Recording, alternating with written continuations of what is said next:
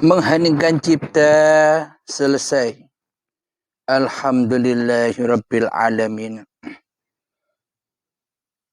Untuk menyadarkan kita semua, terutama saya sendiri, tentang wali-wali ini, maka kita buka di dalam surat Yunus ayat yang ke-62. Surat Yunus, silakan dibuka. A'udzu billahi minasy syaithanir rajim. Bismillahirrahmanirrahim. Ala inna awliya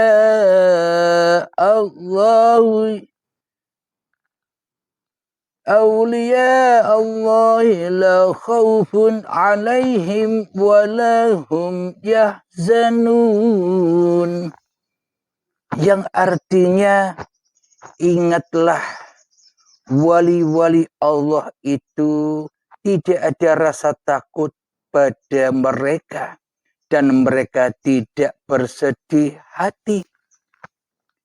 Coba kita rasakan di benak kita, bila masih ada kedirian diri manusia kita di hati kita, bila masih hidup ini kita akui sebagai hidup manusia kita, bila badan-badan ini masih kita rampas sebagai milik kita, maka kita akan dihadapkan dengan kesengsaraan, dihadapkan dengan rasa ketakutan demi ketakutan, dihadapkan dengan rasa ketidaknyamanan,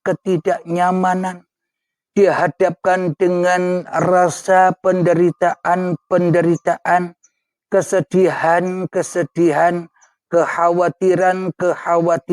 Berarti kita selama ini, bila rasa-rasa itu yang masih bergelora di hati kita, kita berarti masih menjadi walinya iblis. Kita masih menjadi walinya setan yang ada, yang wujud, yang hidup, yang berkuasa di dalam hati kita, bukan uripe Allah, tapi setan yang wujud di dalam hati kita, yang mana derajatnya lebih rendah daripada hayawan. Barang siapa memperturutkan hawa nafsunya di hatinya, maka derajatnya tidak lebih tinggi daripada anjing, celeng, babi, hayawan, dan sebagainya. Itulah bila di dalam hati kita masih menjadi walinya iblis.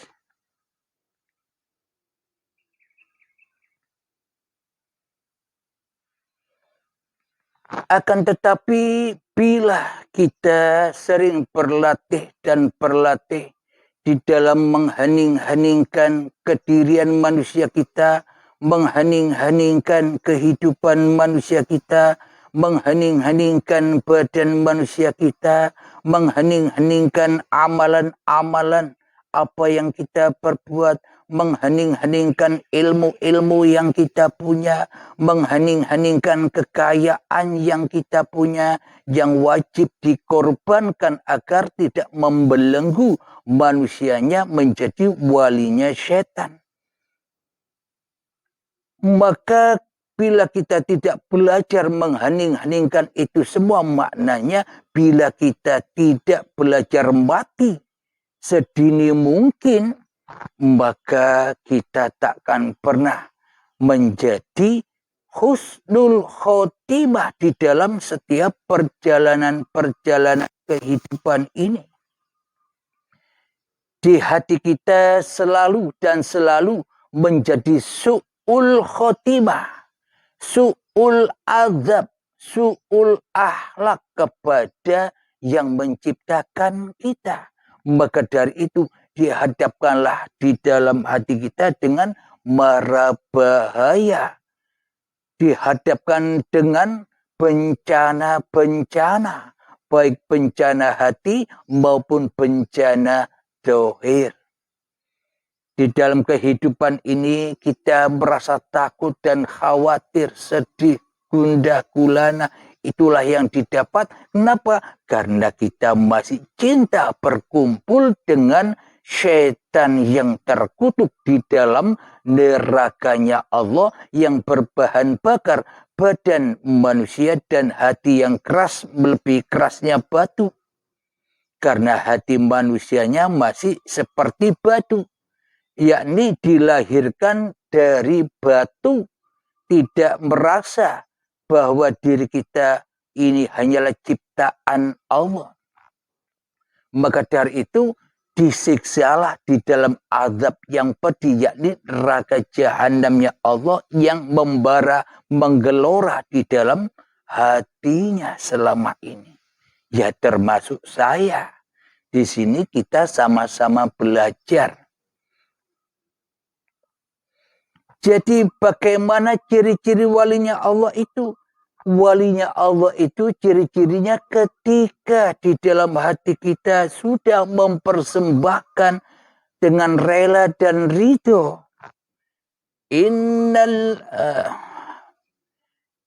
Ya ayyatuhan nafsul mutmainnah, wahai jiwa-jiwa yang tenang.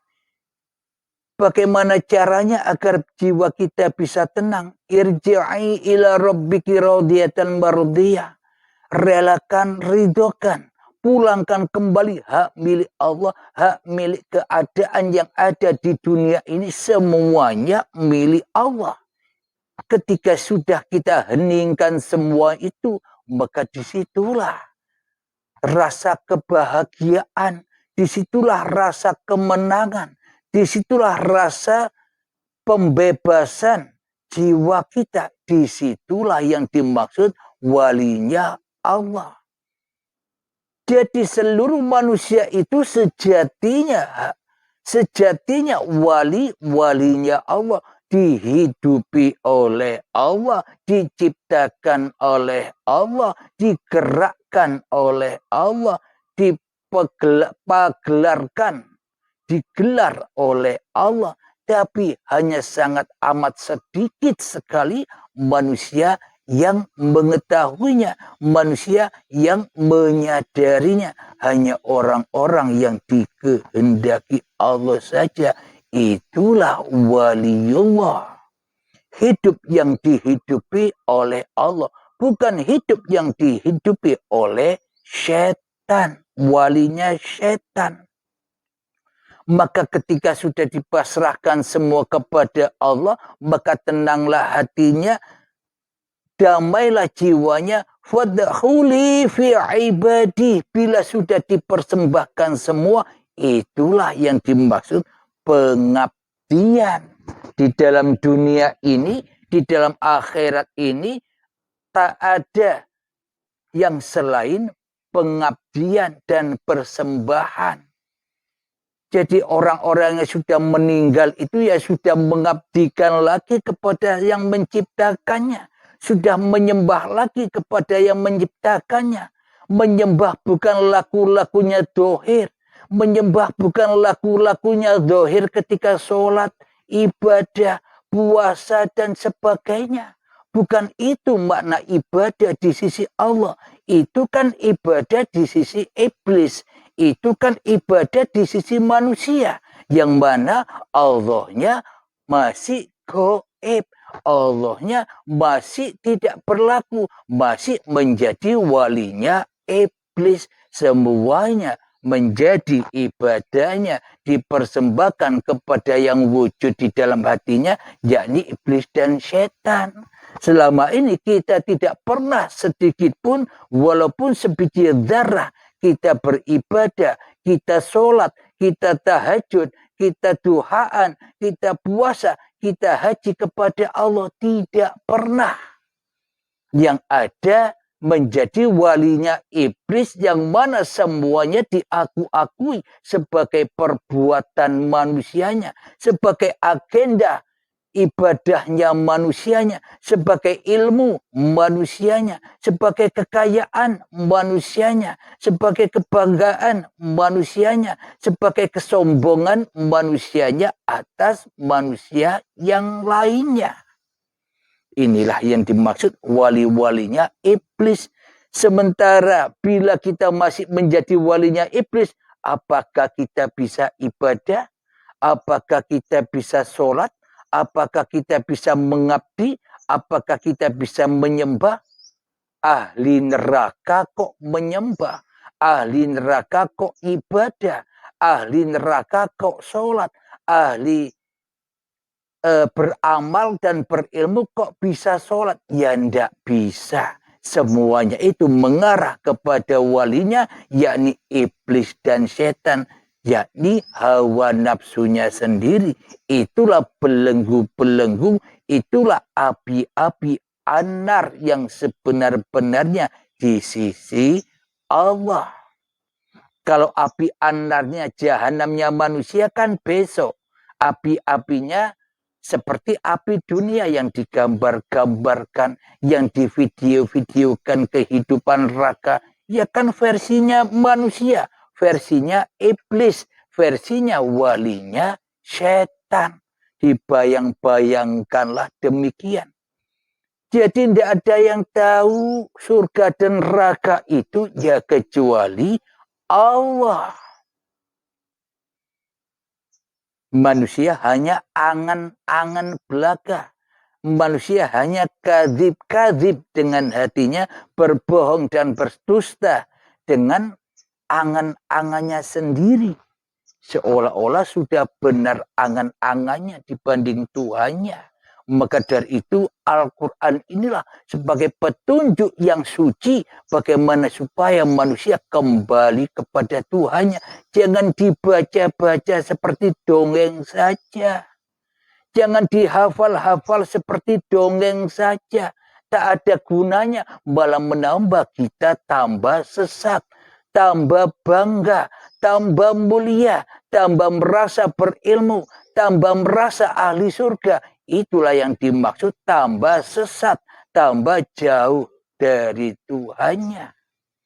Bila Al-Quran masih disyariatkan, bila Al-Quran masih dijadikan pedoman-pedoman kitab-kitabnya iblis, kitab-kitabnya setan, akhirnya menjadi walinya setan dengan pemahaman-pemahamannya.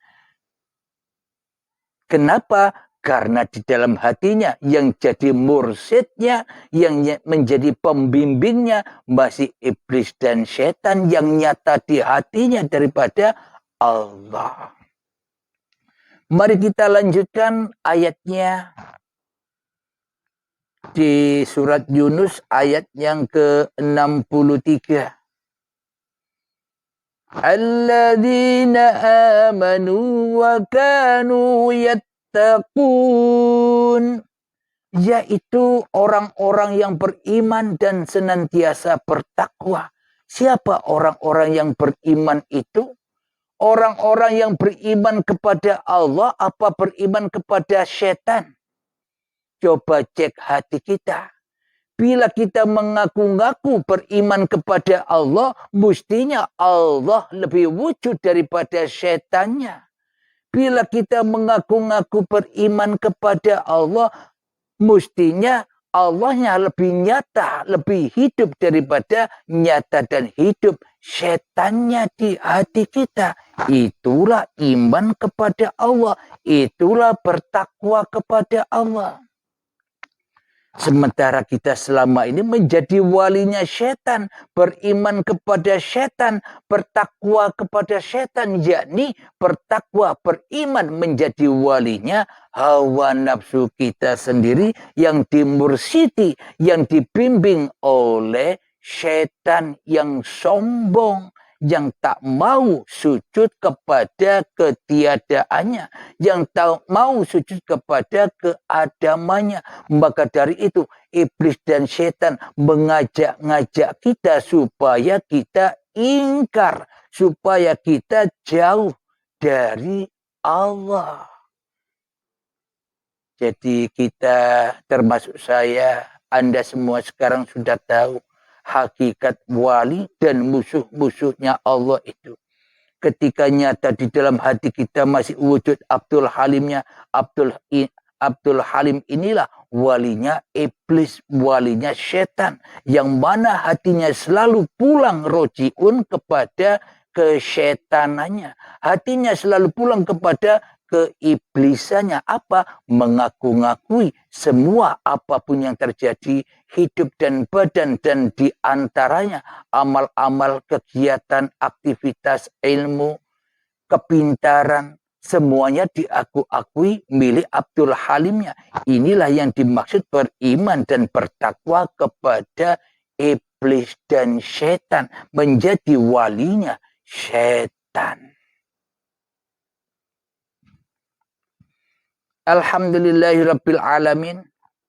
Kita lanjutkan ayat yang ke-64 di dalam surat Yunus.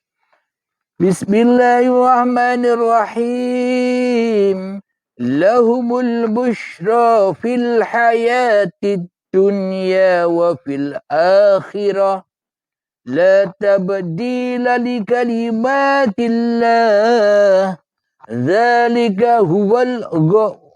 Dzalika huwal fawzul azim. Artinya bagi mereka berita gembira di dalam kehidupan di dunia dan di akhirat, tidak ada perubahan bagi janji-janji Allah. Demikian itulah kemenangan yang agung. Bila sudah menjadi walinya Allah, maknanya hidup dan badan ini sudah dipersembahkan kembali kepada penciptanya. Awalnya kita goib, awalnya kita tak ada, awalnya kita tak nyata, awalnya kita tak wujud, awalnya kita tak hidup. Kembali semua sifat-sifat itu menjadi milik Allah. Kita kembali kepada laisa kamislihi syai'un.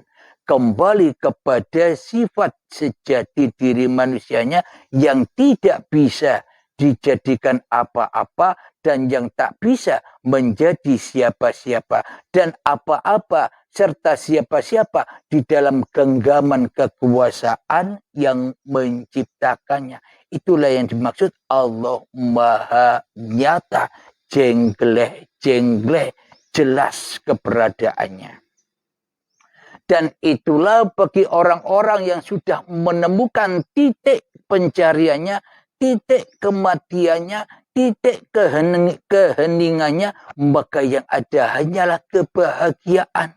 Kehidupan di dunia ini sudah terbebas dari belenggu-belenggu kemanusiaannya, sudah terbebas dari belenggu-belenggu ketakutannya, sudah bebas dari belenggu-belenggu penjara-penjara hawa nafsunya, sudah terbebas dari walinya iblis, walinya setan, berpindah hijrah menjadi waliullah.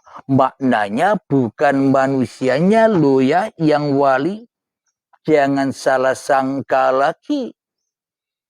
Tak satu pun manusia bisa jadi walinya Allah. Tak satu pun manusia bisa jadi nabinya Allah. Tak satu pun manusia bisa menjadi rasulnya Allah. Kecuali Allah sendiri.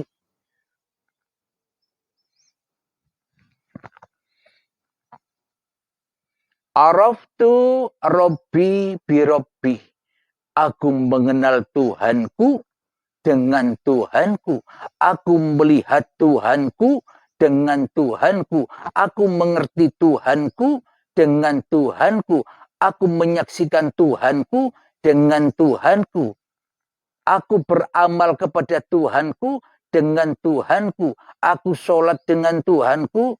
Aku sholat kepada Tuhanku dengan Tuhanku. Aku ibadah kepada Tuhanku dengan Tuhanku.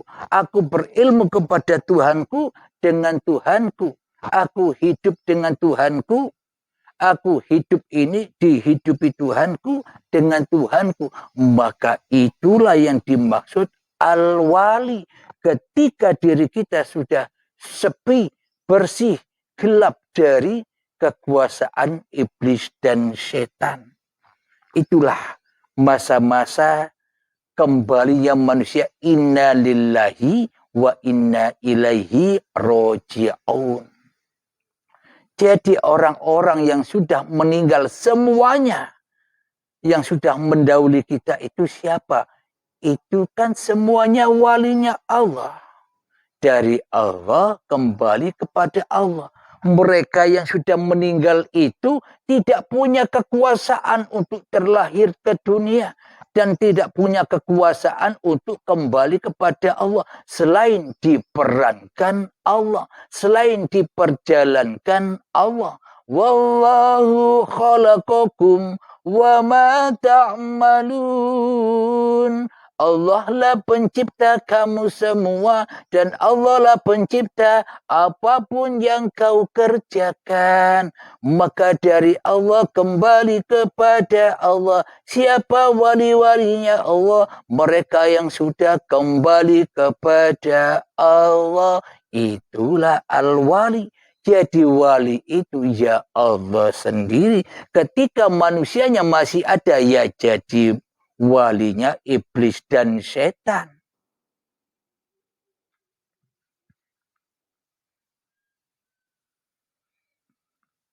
Lanjutan ayatnya yang ke-65.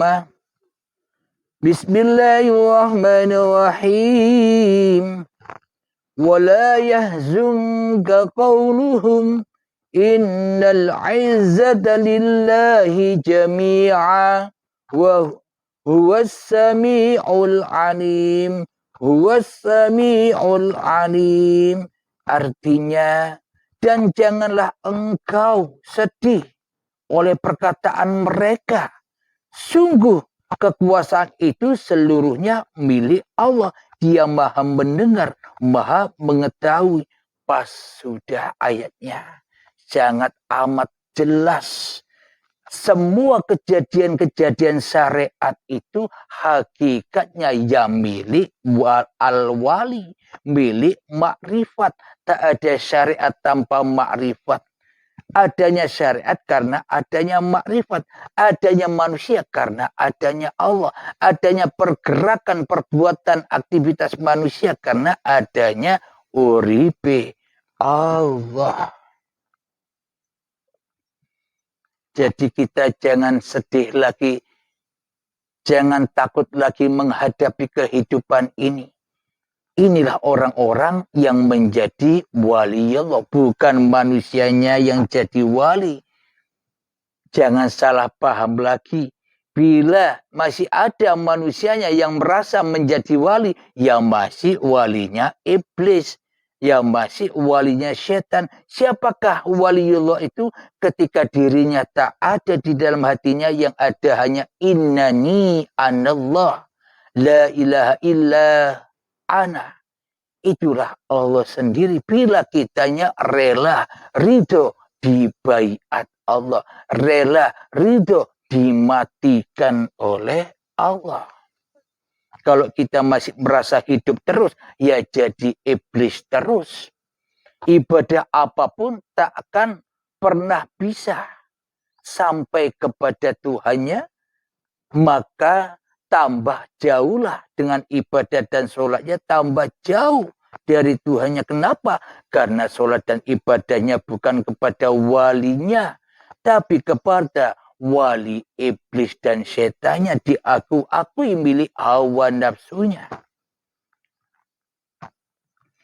Kelanjutan ayat yang ke-66.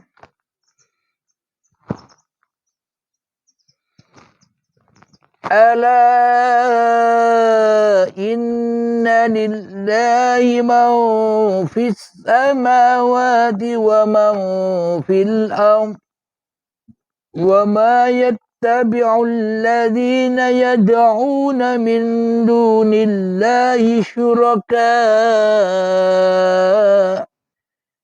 إن يتبعون إلا الظن وإن هم إلا يخرصون.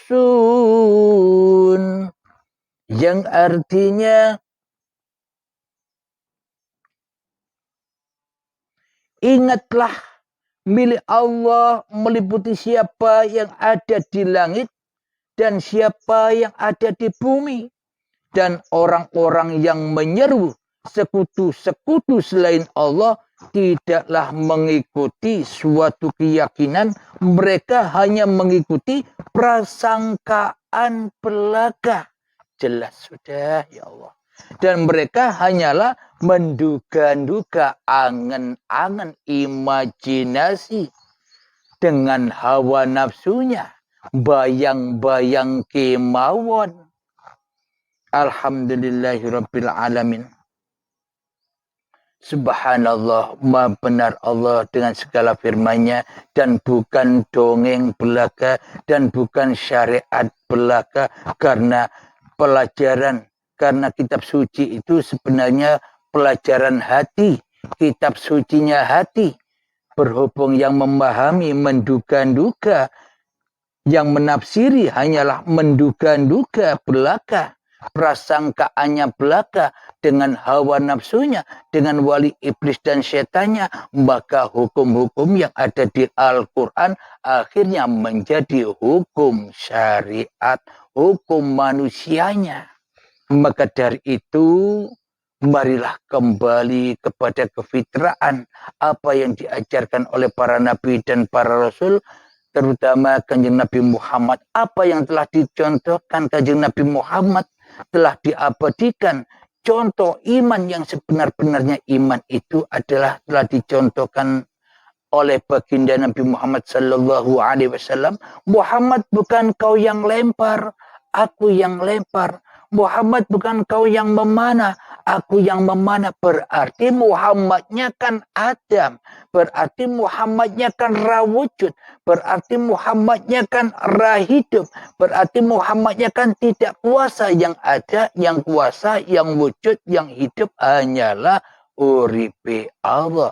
Bila kita tidak mengikuti Kanjeng Nabi Muhammad yang seperti ini imannya, bagaimana mungkin kita ngaku-ngaku berharap-harap menjadi umatnya Nabi Muhammad? Ya jauh. Lepaskan dulu wali setan itu akan menjadi waliullah. Berjuanglah dulu untuk melepaskan kebelenggu-belenggu wali-walinya iblis dan setan di dalam hati kita, supaya kita hijrah, pindah kembali menjadi waliullah. Berkumpullah dengan Muhammad Rasulullah, berkumpullah dengan utusan-utusan Allah, bukan berkumpul dengan utusan-utusan setan yang terkutuk.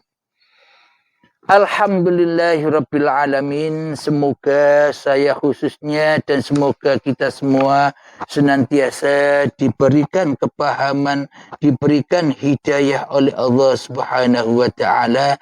Amin ya rabbal alamin. Sebelum kita akhiri kajian di pagi yang indah ini, marilah kita kemakan sholawat dhalimin taf'ul bala.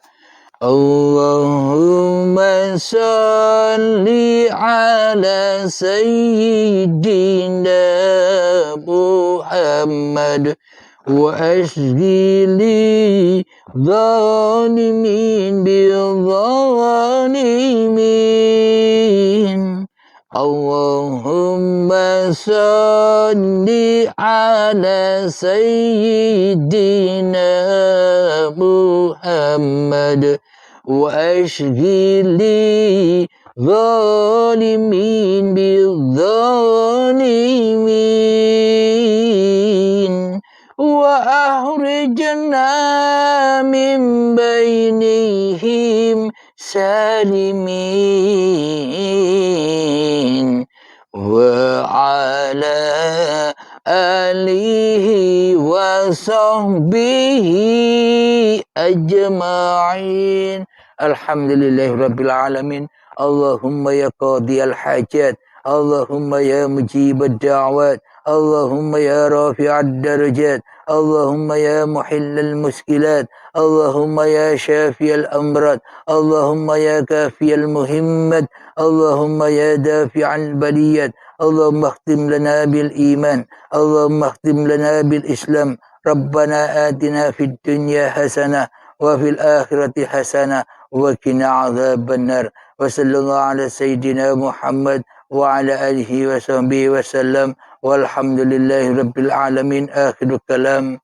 Assalamualaikum warahmatullahi wabarakatuh.